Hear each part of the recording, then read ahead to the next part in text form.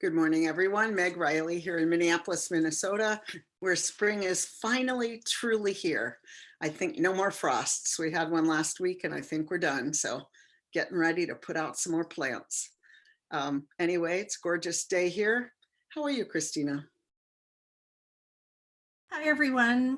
Cristina Rivera coming to you from Charlottesville, Virginia. It's a beautiful spring day. I'm really excited to finally see spring here. I was able to sit out on the patio for a little bit yesterday, and it actually got too warm. Yay! Very excited for that. It's been a long time coming. How's it going with you, Michael? Good morning, everyone. Michael Tino here in Peekskill, New York, where it is also a beautiful spring day, and it should be warm enough to plant the tomatoes this weekend, which makes me very happy. And my daughter went outside to pick dandelions in the backyard just a few moments ago and is currently having a fit because I will not interrupt my appearance on The VUU to make her dandelion tea. So that's what's going on here. How are things on the West Coast, Aisha? Hi, I'm Aisha Hauser, and I'm in Seattle, Washington. It's a typical Seattle rainy day, but the last few days before today, it was 80. So it was spring-like. And Meg, as soon as you said the frost was over, I'm like, you're forgetting it's 2020. Some bonkers things have been happening. So I don't know that I'd put wait a week maybe before you put the plants in. I was like, oh, she just jinxed it. There it is. I don't know, 2020. You're getting the murder hornets, or you're getting the polar vortex. You just don't know, Meg. It snowed here last weekend. Right. So that's me. And we're doing the roundup. So I'll start with Thrive, the Multicultural Leadership School. The registration for online Thrive is open for youth of color. It gets 9th to 12th grade. And it'll be exciting. They have Sarah Green, Reverend Sarah Green is the director, and she is very excited about the programming this summer. Antonia? Oh, hi. I'm Antonia. Oh, hello. I meant to say hi, Antonia. How are you? I'm fine. It's COVID brain. I'm blaming everything on COVID brain. I hear you, friend. I'm Antonia. I'm from Wilmington, Delaware, and I haven't been outside, so I have no idea what weather it is. The shades are shut. And I will be over on, Sana said it's sunny in Philadelphia, so it's probably sunny in Delaware too. I'll be over on YouTube collecting your questions and comments and getting them over to the host. And so make sure to ask what you want to ask, and we'll hopefully be able to answer them all in this hour. And we're rounding up. So anyone else want to talk about what's happening in the world? So I'm really excited that today we'll be bringing people from the UU Ministers Association to talk about ethics and accountability. And I just want to say how important conversations like this are, that we live in those of us in the US live in a country where there is no accountability. There is no accountability for murder. And we've watched this week as too many names of Black people living their lives, running, sleeping, living, have been shot down by police with no accountability. So I just want to say how important it is that we try to do something different, and that we can get into the weeds with really small fights. But I think, especially in this time of COVID, where the impact economically and physically is so disparate for different communities, we are not having the same pandemic. And where family life and church life and every other part of life is profoundly different for people of color. So I just want to say how glad I am that you all are here to talk from the UUMA, and that this is not a small conversation. This is trying to find balance and health in a really unbalanced, unhealthy world. So thank you to all of you who are here today. Any other hosts want to shout out before we start bringing in the guests? Yeah, I think we want to just acknowledge that many of us are dealing with a collective broken heart, mourning with our colleague Kim Walczewski and her spouse Tara. Kim serves our congregation in Washington Crossing, New Jersey, and their 2-year-old son Malcolm died this week very suddenly, and their grief is unspeakable, and everyone who cares for them is mourning alongside them. It's just really horrible. So we send our collective love to them.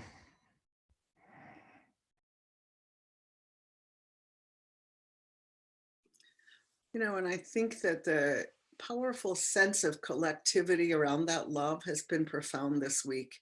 And it said to me who we can be with each other as people of faith, as colleagues, as professionals, that I don't know Kim, but I sobbed about that death.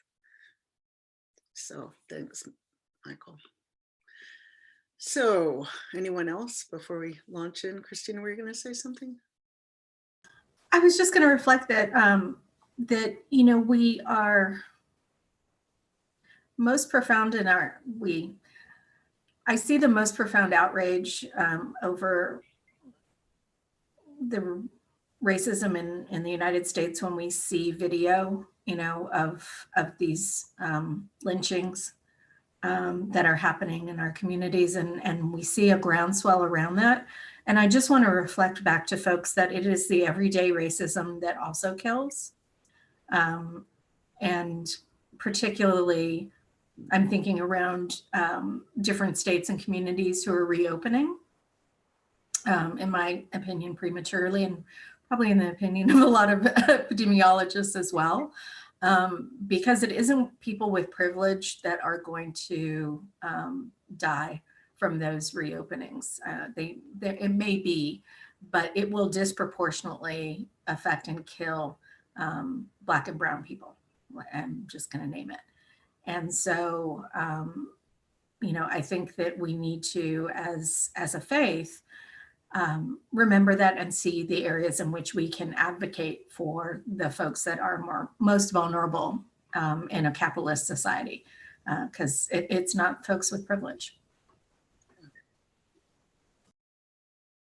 Meg, can I also name that the Babies and Bailouts and the National Bailout Initiative raised more money this year than they ever have.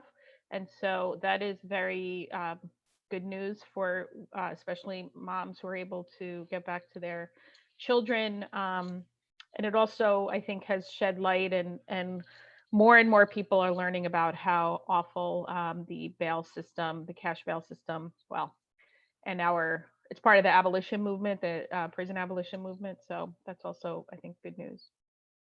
And shout out to the UUs who worked on that. We had them on the show, and yeah, really such good work.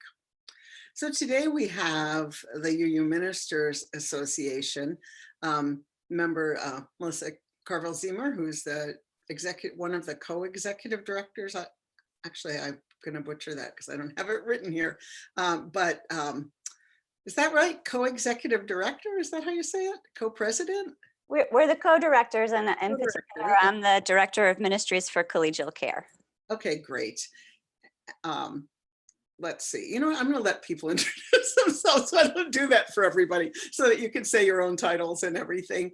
But we are really delighted. We had conversation about this last year, and you will remember that a draft of new accountability guidelines is in the works, and now lots of people have talked about it, and it's back again. There's more conversation. So we've got a number of guests, and you know what? I'm just going to have you go around and introduce yourselves before we go any further. Melissa, you want to say anything more?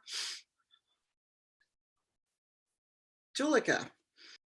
Hi, I'm Julica Herman de la Fuente, and I am here in my UUMA intern capacity. I've been doing a lot of the background support work for the study guide and for the annual packet that went out last week. I'm really excited about this project. How about you, Walter? Good morning. Good to be with you all. I'm on the UUMA board with the portfolio of anti-racism and anti-oppression multiculturalism. And I was the board liaison to the ethics committee. And I'm excited by the work we've been doing, and have my fingers crossed for the changes we're hopeful of. Good to be with you this morning. I'm Matthew Johnson. I'm the minister of our congregation in Rockford, Illinois, where it is raining all day today. but the flowers are happy. I'm a member of the Accountability Committee, and Paul Wingston Daly is the chair of our committee, and I've done a lot of the revising based on comments. So I'm here to talk about that with you all today. Let's start with Ethics Committee, Accountability Committee. Can each of you describe exactly what those committees are and how they're different and how they work together? Walter, you want to start?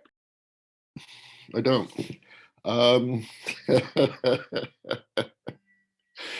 Ethics, I don't even know that I know how to talk about it clearly in terms of distinctions, but fundamentally the ethics group is about establishing our standards of expectations for collegiality among ministers. And the accountability piece is the piece that has more, I'll let you, Matthew, speak more clearly to it. But we set the guidelines of what we expect from ministers, what we agree to be in covenant with each other around.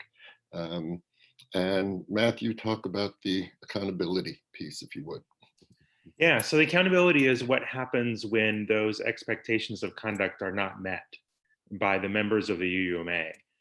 So the Ministers Association, says, here's how we expect ministers to treat other ministers.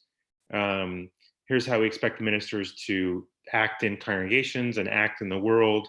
And if you don't meet those expectations, what do we do about that? And the accountability piece is what we do about that when those expectations are not met, and how do we get back into covenant if possible when we have become out of our covenant.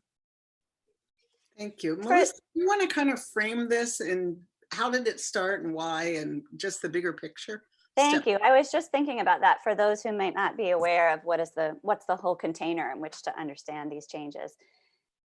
So the UUMA has had guidelines and code of conduct for a long time. So there's a lot of history, but I want to just name some recent history. In 2017, we had a pivotal board meeting of the UUMA in which we finally came to the conclusion that it was time for significant change in those guidelines. And at that meeting, we determined that that significant changes were necessary for us as a ministers association to live into our professed commitment to working to be an anti-racist, anti-oppressive, multicultural ministers association. So very specifically, at that meeting, we determined that the changes that we needed were broad enough that we couldn't just have one guidelines committee, which had often been the case in prior years. When these guidelines are decades old and they've evolved over the decades, and generally with one committee at a time working on one piece to update them. And we said, we really need two committees because we have to do significant work. And we charged those committees, the Ethics Committee and the Accountability Committee, with working to strengthen the language in the guidelines to express our commitment to work against white supremacy culture, heteropatriarchy, and other systems and structures of oppression in our relationships with each other and in our practice of ministry, which is of course how we bring our ministry out into our congregations, communities, and into the world. And I just want to name that our understanding as leaders in the UUMA is that these changes are long overdue and they're reparative, not radical, that we've needed these changes for a long time. They're significant and it took a lot of work. That was 3 years ago, but that the work is really reparative in order to bring our guidelines into alignment, closer alignment with our values and with our expression of our faith. So that's a bit of the container. And of course, there's future too. And maybe we'll come to talk about that as well and some of the work that collaborative team of us are doing regarding a common ethics panel. But in between the past and the future, that's the kind of current container. So Question. Oh, go ahead, Aisha. Well, I was, if I heard you correctly, Matthew, you named that there's, I don't know if they're separate and I don't know if they're meant to be separate, but here's how ministers need to treat each other and here's how ministers need to be with congregations. And I'm curious about why they would be different. They're not different per se. The code of conduct, which is the ethics committee's work that has said what the code is includes all of that. It includes our expectations for how we behave. And Walter can speak more about what's in the revisions and what's in the current. And this has been updated many, many times, as Melissa said, over the generations to say, here's how we expect us to act in line with our values and our commitments, and how we act with others and in the world and in our congregations. The accountability procedures, we as a ministers association have a responsibility for accountability for how our members act. The ministers association does not have authority over how congregations act or how people who are not members of the ministers association act. And so, this is one of the biggest challenges, is the diffuse responsibility and diffuse accountability. So to the extent that we can be clear about what we can hold one another accountable for, that clarity hopefully spills out. And that's one of the longer term projects that Melissa just mentioned about trying to get a more shared religious professional and religious leader understanding of accountability. But we need to be clear about what we can do in terms of our accountability to one another. But our rules do talk about not just how we treat one another. But the other thing I'll say is the biggest question that really came up over the last year, I think this is appropriate here, is the question of whether it was the Ministers Association's responsibility to do accountability at all. Are we a professional development organization that does continuing education and advocates for our members, and accountability is solely the job of the UUA or the individual congregations or employers? And I think it's a real question.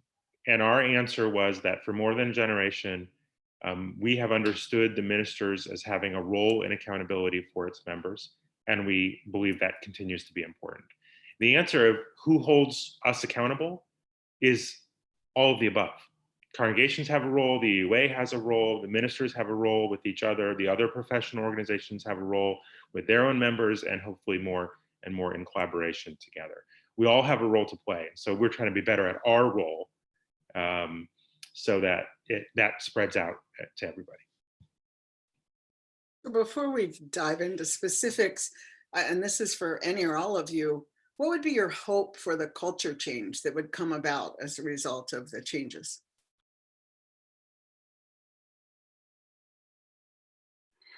Well, one specific hope for our the culture change that I think we're hoping that we live into and building skills to live into is that we understand that there is no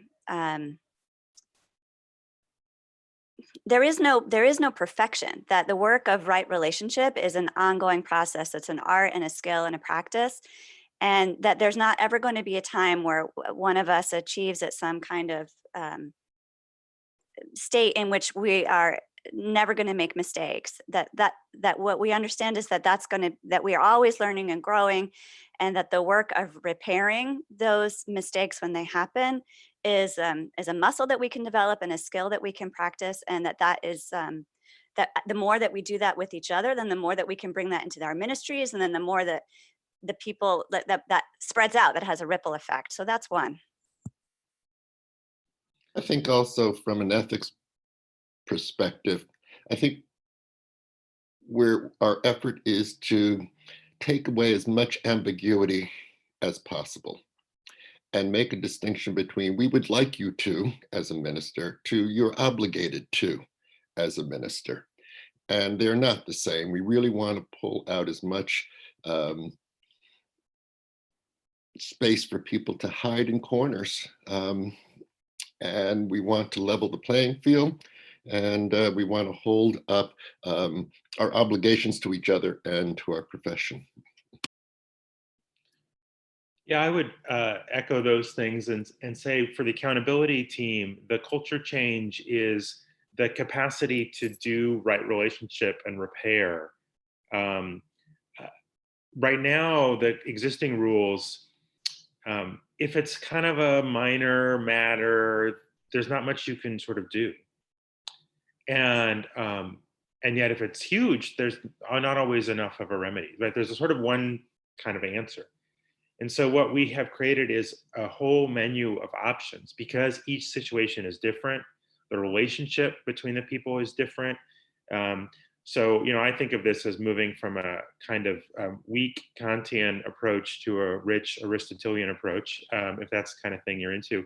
But to really think about what is the story happening, what's the reality of the relationships between the people, and how can covenant be restored if it can be restored?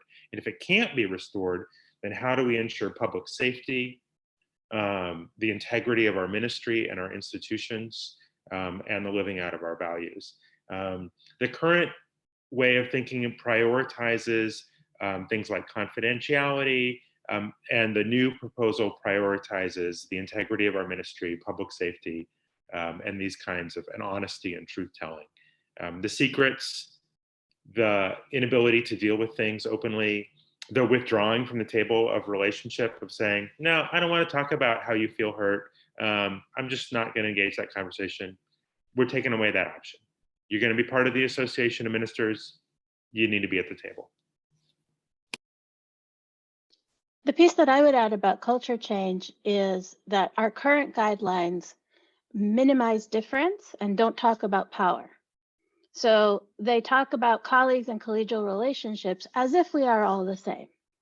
And that's not true. So acknowledging our social identities and our hierarchical positions in relationship with each other, acknowledging how power can be abused, that's really important. And it hadn't been done. And that's what these revisions are doing. So that's a exciting culture change for me, because it moves our anti-racism and anti-oppression conversations from the interpersonal, I'm a good person, I'm an ally, it moves it to our policies and procedures. So that's an organizational shift.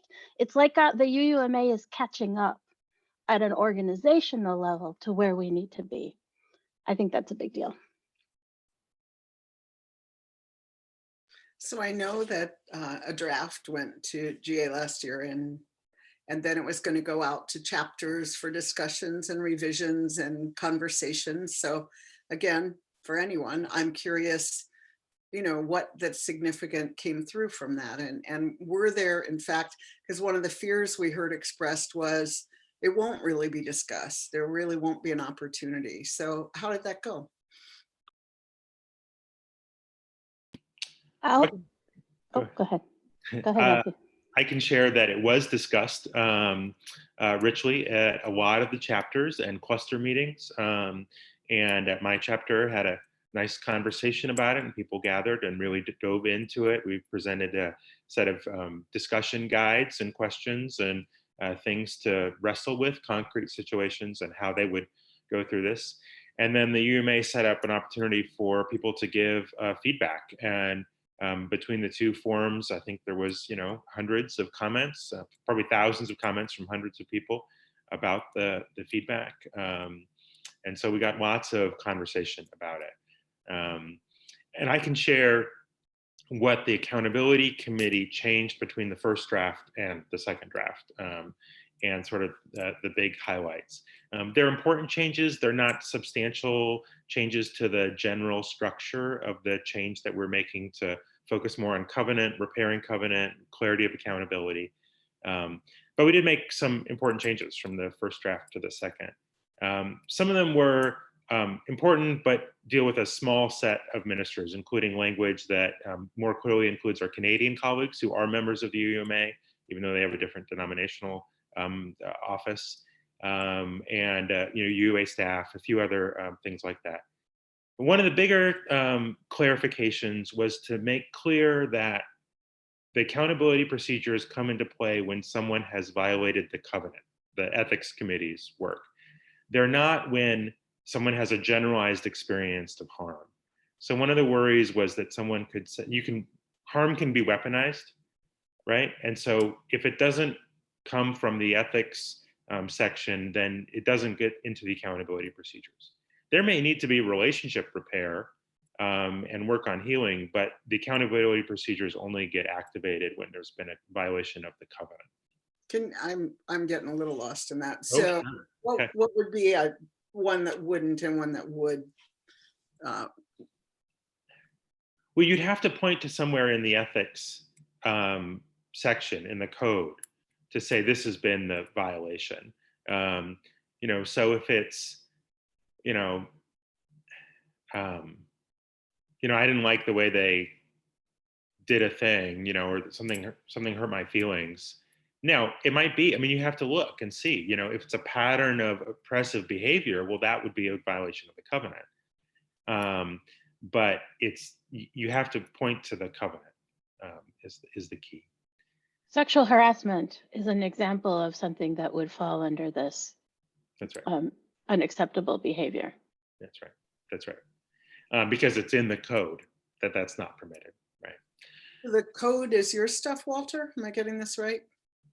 I'm not just pretending to be stupid. I'm really representing, trying to understand this. We've So been swimming in this. code. We've been swimming in this mud, and we continue to have these issues. Yes, that's. I think the code really is designed to delineate how we will be with each other and what our obligations to our profession and to the denomination is. And I think part of, well, there are a few different things to say about it. And needless to say, we can take it in 73 different directions. But I think the upgrading that we're doing is to take out ambiguity. I think we also want to take out those areas that are shadow. In other words, the way things have been written in the past, it allows people to hide behind some of the words so that they don't have to take responsibility for their behavior. And that was one of the things that I found particularly painful to discover in a very real sense. Let me give you an example. If I do sexual abuse, for example, and someone names it, a colleague names it, that I'm, according to our historic verbiage, I can rely on the section that says, thou shalt not speak ill of a colleague. So if they're speaking ill about me, I can essentially find a corner to hide in. And instead of having to be accountable for my behavior, I can turn things around and make the problem be the speaker. And that's the kind of thing that inadvertently or intentionally was in our ethics. And we want to take away those kinds of ways to use our ethics against each other.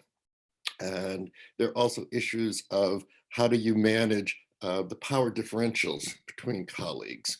So there are just all sorts of things we needed to clarify. I don't know if that really answers your question, but I think that points in the direction of our intention.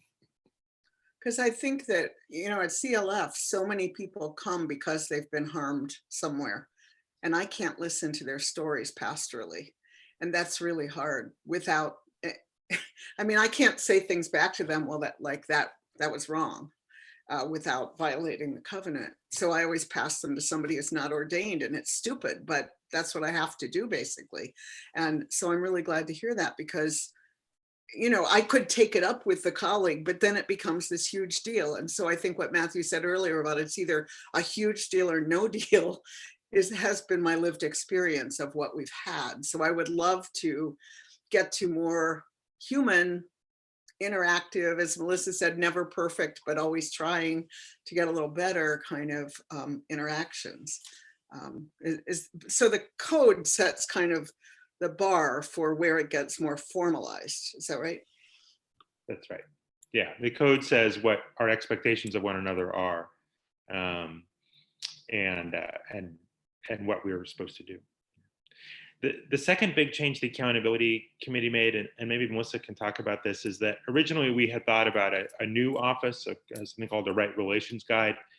But instead, the leadership thought that there was a real good way to reorganize and revitalize the Good Officer program. The Good Officers are ministers who help one another through situations. And so there's some really exciting work in terms of creating specialties for those good officers. And so instead of creating a new office, we're talking about a good officer with a specialty and right relationship. But Melissa might want to say more about that reorganization, because I think it could be really profoundly helpful to ministers and congregations and other employers. Thanks, Matthew. I'd just like to preface this by saying that one of the values that we have here is not perfection, but rather engaging in processes that are emergent and iterative. And by emergent, I mean like we are emerging into it, we're creating it together. And by iterative, I mean it's going to keep getting better through action and reflection. And then we'll know more about what it is that needs to be in what we're creating and how we live into it. And so the changes in the Good Offices ministry are in that fashion, and they're at the very beginning stages where we've just shared this vision casting that we've begun to do. The Good Offices coordinating team has been working on this for several years, and we welcome this opportunity to bring what was imagined as a whole new office within the structure of Good Offices, because we had been thinking about creating specializations within Good Offices anyway. Without getting too much into the weeds, I'll just say that part of the job of Good Offices, the ministry role that Good Offices occupies, is to provide care, support, and accountability for ministers. And there's so many things that are part of that. There's pastoral care and chaplaincy, there's negotiating contracts, there's mediating conflicts, there's helping people sort out systems dynamics. And part of what we've understood as we've been doing a more thorough assessment of Good Offices over the last few years is that not everybody feels equally called to all those roles or equally interested in all those roles or skilled in them. And so by creating specializations, we can more fully honor the talents and capacities and limitations of the volunteers who take up these roles, but also then hopefully provide richer support to the people seeking that support, because they have that chance to interact with somebody who it's really their passion and they've done a lot of learning in this particular area. So the specialization for the right relationship guides is one that we're excited about creating, because we think it's really an opportunity for us all to, as I said earlier, to bring the practice of right relationship to the forefront and to get away from this like right, wrong, I'm going to prove who's right and then I'm going to punish who's wrong, but rather like, how do we work toward repair, restoration, healing, and justice in our relationships? Julika, I know you do a lot of the process. You did such a great job last year at GA, and I'm just curious, you've been kind of working with the study guides and how to have conversations about this. What have you learned and what can you share? Well, I actually served as a right relations guide in a particular situation this past year. And what I learned in serving in that role is that the move away from legalistic to restorative and reparative frees you up to be really pastoral to everyone involved. And so I really appreciated the experience, because when you have some clear parameters around, let us center the people who were harmed. Let us give the people who were harmed as much agency and ability to decide what happens next as possible. But then let's take care of the person who did the harming and who is mortified and wants to improve and restore right relationship, and also respond pastorally to them and bring them along in a coaching and understanding of what could have been done differently, what needs to be done now, how to repair the relationship. It was such a relief. It was so good to feel like everyone could be included and return back to the circle. And the other thing I learned is that it takes a lot of time. There's a lot of iteration. You have a lot of conversations. It's not a one and done. It's how are you feeling now? And how is it sitting with you now? Do you need something different now than you needed 6 weeks ago? How's it going? But when you feel true healing happening, there's just this sense of alignment with it. You just feel like, oh, this is good. This is right. Like this is how we want to be. And so it was a powerful experience for me. So that's what I would share about that in particular. And I also, I guess the other thing I want to say is it's not rocket science. We all have these skills. We just hide behind these other rules and other ways of being because this other work requires us to be more authentic and vulnerable with each other. But this is actually what's going to free us from white supremacy culture habits and from this pretending. So often ministers pretend with each other in ways that is like, what are you doing? Like our colleagues are the people that save us. This is where we can actually get the support, not just our ministerial colleagues, but our religious professional colleagues as well. Like if we can't be real about the challenge of ministry and about the challenge of this work with each other and make room for forgiveness and make room for growth, then what are we doing? So all of that. I think that goes to one of the questions that that we have in the chat from Nididi Ashevi around the practice of if I'm a woman of color and my minister does not share, one of those identities, and I want to be ministered to by one of their colleagues, maybe it's a colleague at another congregation, maybe it's a minister in my cluster, and the process around that right now is complicated, and it feels like I have to ask permission to do that in order to, and it can feel like, why am I having to ask permission to have my needs met in a way that that helps me? And I think it goes to some of that, what Julika was talking about. It's really not about me and getting my needs met. It's around the relationship between those two ordained clergy colleagues and how power has expressed itself in those relationships in the past.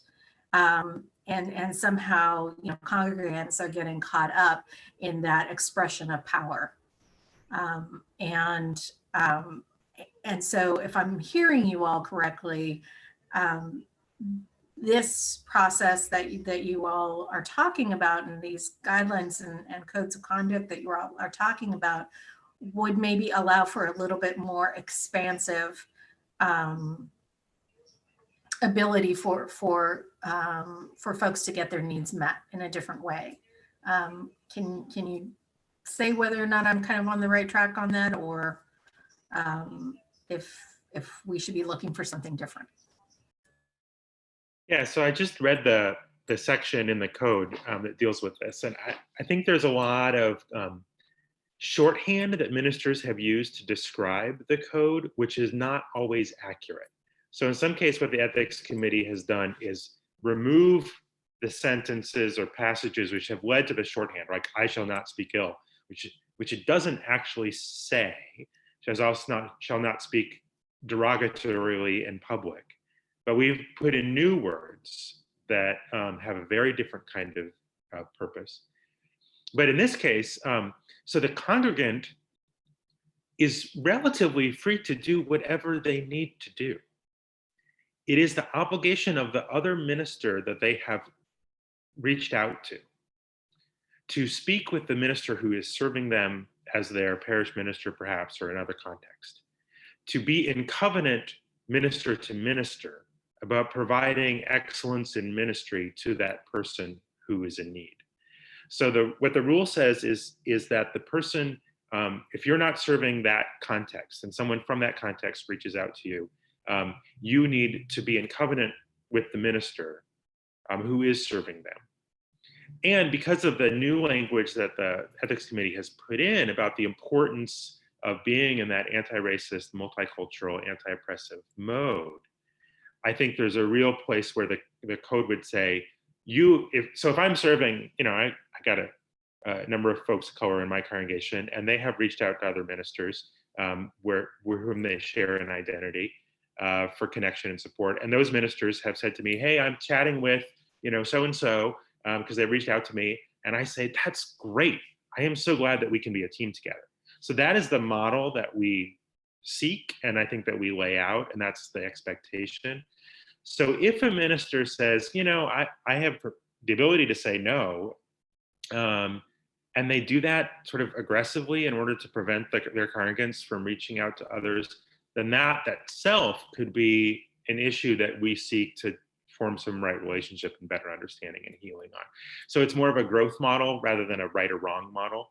And so understanding, like, one of the best things about being a UU minister is that you don't actually have to do it alone. And the Lone Ranger kind of model is super problematic for a whole host of reasons.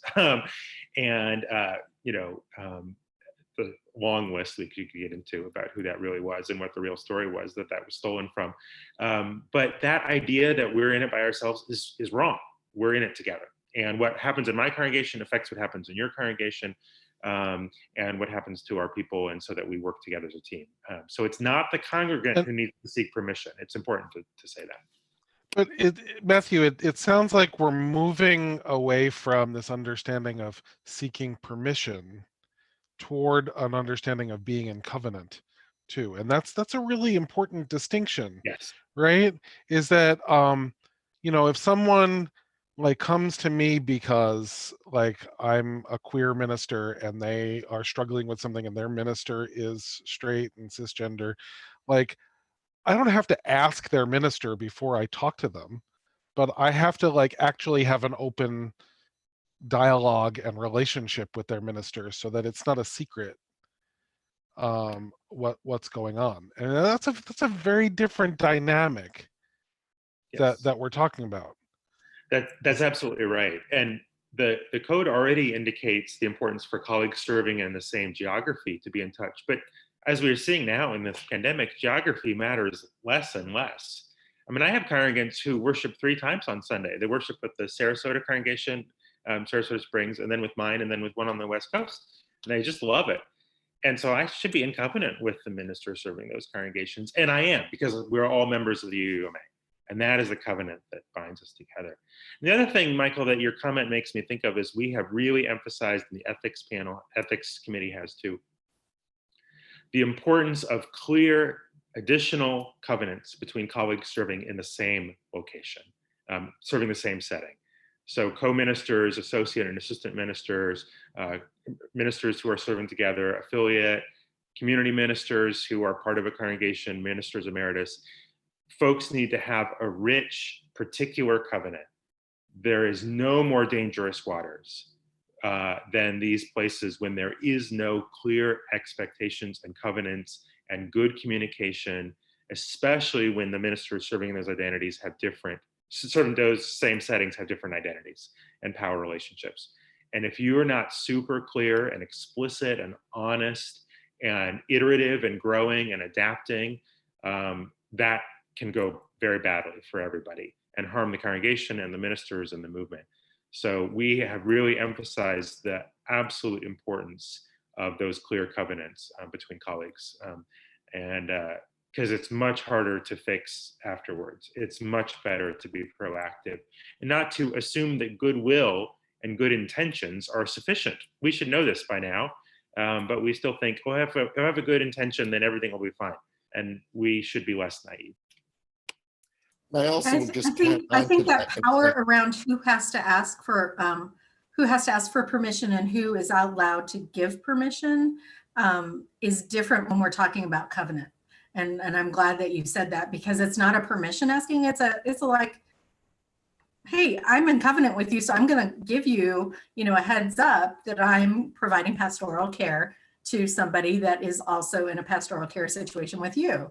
And that's very different than having to ask for permission to provide pastoral care to someone.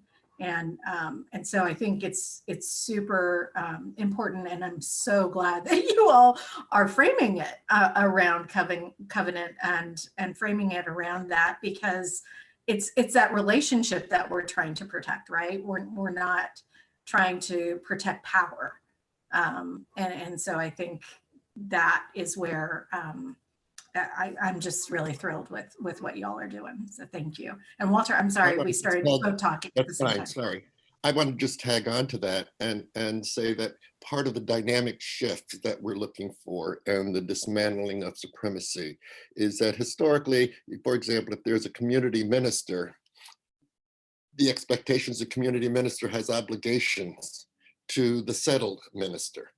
And we want to be clear that the settled minister has obligations also to that community minister.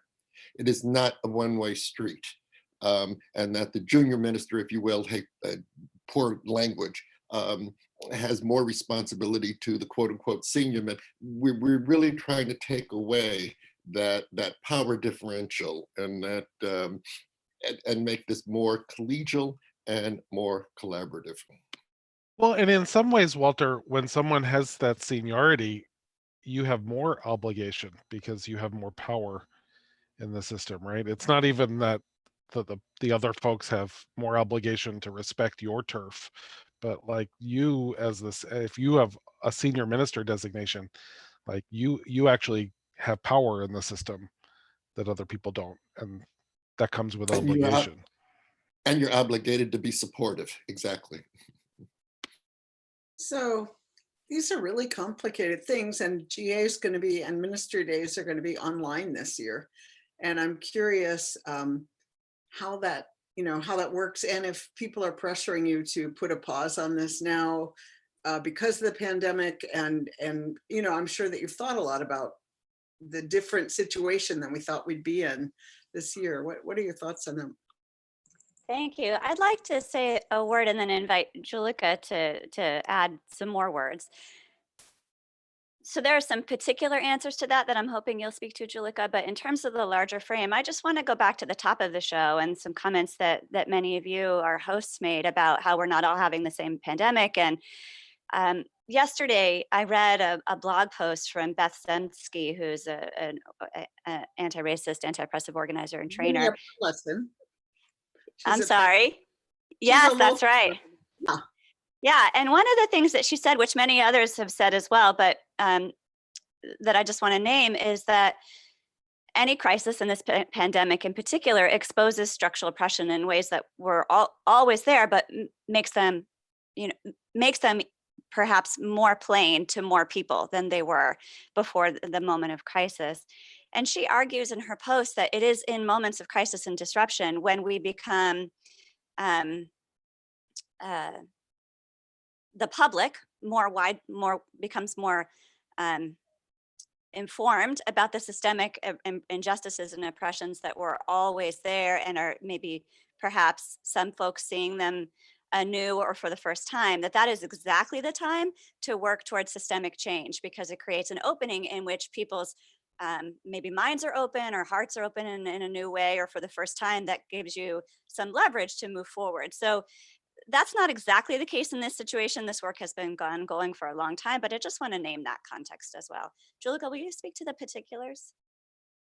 Yeah, so it wasn't so much a pressure experience as much as the board itself was questioning, like, is this the right time? Is this the right time to move forward with this process and to put it in the annual packet and to bring it to a vote? And I think it was really wise of the board to decide to not make that decision in a vacuum. And so what we did was we reached out to the members of the UUMA who have been historically most underserved, who are living with marginalized identities. And we said to them, we had Facebook conversations, we had town hall meetings, and we said, what do you think? Is this the right time for us to continue with this? Is this too much? Are we all just stretched beyond belief? Because yes, of course, we are all stretched beyond belief. But how are you feeling? And it was unanimous. Everyone said, this needs to move forward. This needs to be completed. And it was very powerful for me to be hosting those conversations and to receive the blessing, but also the charge. Like, you get this done. You do this. This needs to happen. We have been waiting for these changes for too long. And of course, I share those identities, right? So I have also been waiting for too long. So it was received on fertile ground, shall we say, because I agree and I wanted to move forward. But I didn't want to move forward just because I wanted to. I really wanted to have a sense of, what does the collective say? The other thing that's true is all of the work around the guidelines revisions was complete before the pandemic started. So we did the study guide revision, we did the study guide work, the chapter conversations, the cluster conversations in the fall. The feedback was submitted at the end of January. The committees did this revision work in February. I mean, Matthew, you did do some fantastic last minute formatting and changing of things, but like, and I appreciate you for that work. But except for that final sort of Word work, like on Microsoft Word is what I mean. All of the emotional work, all of the considerations, all of the conversations had already occurred. All the feedback had already been received and incorporated. So why wouldn't we move forward? Like, why not complete this process that so many of us are hungry for and ready for? And I guess the last thing I want to say is that we have adjusted ministry days to reflect the fact that we are all having different experiences with this pandemic and have different amounts of spoons. So you can participate minimally in ministry days. You can even just vote on these guidelines revisions without attending anything else. And we will be sharing the information on how to do that with our UUMA members when it gets closer to that time. If you already know how you feel about these guidelines revisions and you're ready to vote, you don't need to come talk about it. You can just vote. And one of the things that the online situation is giving us is it's giving us more time. So we're actually going to break up the annual meeting into 3 parts. And there's going to be time for folks to have small groups discussions. There's going to be a Q&A with the guidelines committee members. So there's more room for people to understand what's happening. And the final thing I'll say is that we are currently having weekly Q&A sessions on Wednesdays for folks who are catching up, are coming on to this guidelines conversation right now and are not clear. And so we, at the UUMA, we really want to be transparent and we want to give as many opportunities as possible for people to get clear. But I actually think that there's opportunities in this shift to the online for us to get this done in a good way. So it's a simple yes or no vote then, this GA? There's no additions, amendments, all of that stuff? Okay, I can't speak to that. I can speak to that. It could be a simple vote, yes. That vote on the proposals made by both. There'll be 2 votes, one for the ethics committee's recommendations, one for the accountability committee's recommendations. There could be amendments made from the floor. If those amendments pass and they are substantial changes, then that would require another year of study. That's the situation. I will say also about the online piece and the going ahead piece question, and this cycles into the 3rd and last sort of significant change or important change we made in the draft, is how important it is for us to get at the culture change that we will make revisions on a regular basis. It will not be every 5 years we have a guidelines committee and do a thing. This is going to be that the good officers with right relations specialty and the UUMA exec and the UUMA board and others will talk regularly, and it's in the requirements now, and propose changes on an annual basis. You know, this language is causing confusion, so let's get clear about it. We're discovering that this has an unintended consequence, and so we want to fix it. Like, we need to be constantly doing this, and so we need to lower the temperature about making revisions so that we can make the habit of continuing to grow rather than think we got it right. So in that spirit, one thing that we did is one idea we think is really important is getting some common understanding and accountability between religious professional bodies and the UUA, the Ministerial Fellowship Committee. The Fellowship Committee doesn't feel like it currently has the capacity and clarity about accountability that they really feel like they need to have. There are places where we need to work together. And so we talked about a common ethics panel. And we put that in the first proposal. It's not ready yet. The groups are still talking, they're figuring things out, they're making great progress. But folks didn't want to vote on something that wasn't ready, which makes a ton of sense. So we've taken those parts out and replaced them with the current body. It doesn't work as well. There's some gaps and some holes that happen because it's not ready, but we should vote when it's ready. And so we'll keep learning. So we took that stuff out. And we put in either it goes to the UUMA board or gets reported to the Office of Ethics and Safety at the UA, depending on what the situation is. But that we're continuing to do the work. So this is a reparative change to get things right, but it also sets up future changes that will be necessary and processes to continue learning and growing as we do.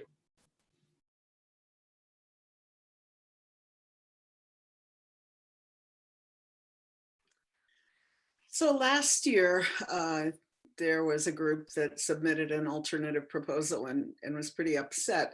Has there been conversation and do you feel like some of the tension has loosened with further exploration and the understanding that this is an ongoing process and all of that? Or does this still feel tense? I don't have any barometer. I mean, you've put the revisions back out, right? They're back out, and I've seen nothing about them anywhere in any ministerial groups, which was not the case last year, which could speak to COVID overwhelm, or it could speak to the fact that people feel like they were heard well. Yeah, we haven't seen that yet either. That could change. I think I'll say this, and I wonder what Walter thinks about this, and Melissa and Julika, that the concerns that were expressed in the electronic feedback and in the study groups, the chapter sessions, there were a sort of set of them. So one was, we don't think the UUMA should do accountability at all. We think that's a small number of our members, and we think the vast majority are very much in agreement that we should be in the business. A lot of the concerns were addressed in the revisions about authority for right relations guide and how that works and good officers, so we've taken care of that. The prematureness of voting on a common ethics panel when the proposals aren't ready, some other things that we sort of fixed. There is a concern about the relationship between the freedom of the pulpit and these rules that I think we need to keep talking about. It's a polity question that I think is interesting, but I don't feel like there's a huge upswell about that. So I think we listened and made changes for clarification that did not change the substance, that hopefully put people at ease. And I think people are also getting that it'll be iterative. And if it's not right the first year and we see a big problem, then we'll fix it. But Walter, I'm curious if you're hearing anything about. The majority of the feedback we've gotten, and it was obviously like most feedback from a small segment or a minority, let me say that way, segment of the population has been tremendously supportive. I think that there are a couple different levels of analysis, it seems to me. One significant issue, it seems to me, is this whole notion of what's the role of the UUMA? And do they have authority, quote unquote, to make large decisions for the body, as it were, as opposed to you folks are just there to support me as a minister. So there's the level of what's the role of the UUMA is part of what's behind some of the questioning. I think like any change, there's also an issue of fear. I think people have some amount of fear of being punished. And I think that's reflective of the kind of cultural change we're in the process of trying to make. And that it's not about punishment, it's about covenant. So I think those are the levels of issues more than, and I think those issues get played out around content. But my sense is that people are increasingly getting to a place where, let me say one other thing that just came back to me, and that is that there's some level of expectation, and to name it, comes out of white culture, that we do this once and it comes out perfect and it's right. And it's legalese. And that ain't the reality. And we're trying to move into a whole different culture shift where this is really about covenant, it's about relationship, and it's about things growing and building on itself. I don't know if that's helpful and particularly responsive to the question, but I think the fundamental issues behind it is what's the definition of the UUMA? And again, should they or anybody have authority over telling me how I should be? is at base of a lot of that.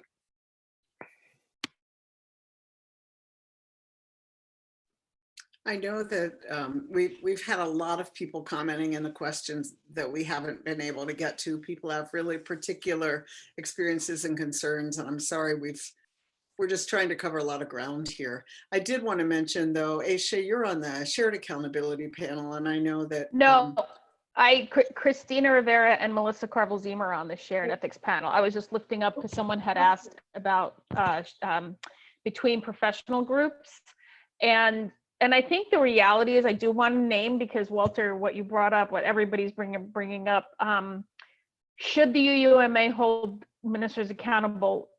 You can't not, because historically the UUMA has protected some pretty bad behavior, pretty abusive, problematic behavior. Not UUMA as a body saying we are going, rather the good offices. There's been so much harm done because of the power, both within the UUA and with the UUMA. So there's, to me, to say, you know, for the folks saying, should the UUMA do this, is like, so you just want to continue holding power and causing harm with zero accountability. So, and I want to name, I'm not on the shared panel, Melissa Carvel-Zima, Sarah, Janine Gelsinger, and Christina Rivera are the steering committee. Yes. So yeah.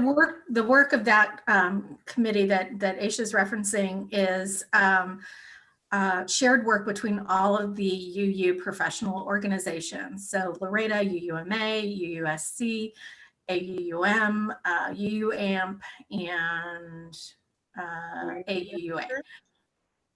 The community ministers, yeah. Yeah, the UUSCM.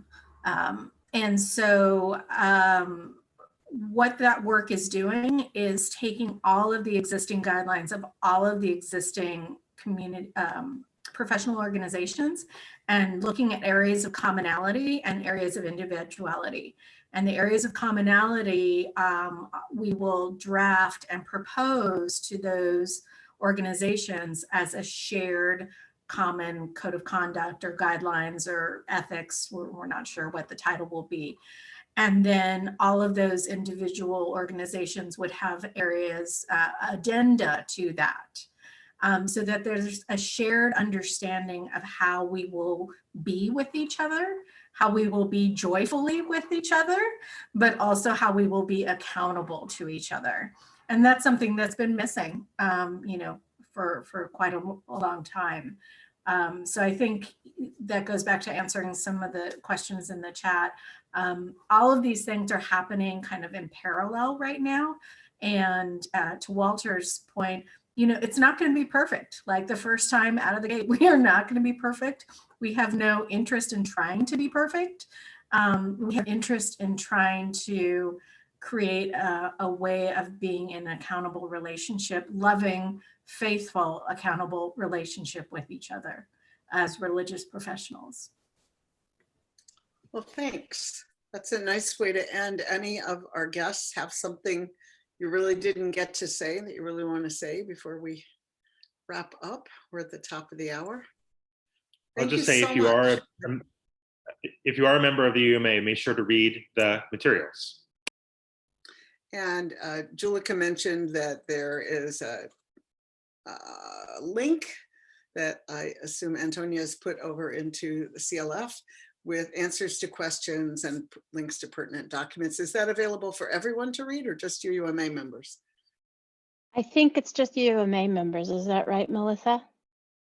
Yeah, it's just UUMA members for now. We can look into sharing more information as this proceeds. Okay, terrific.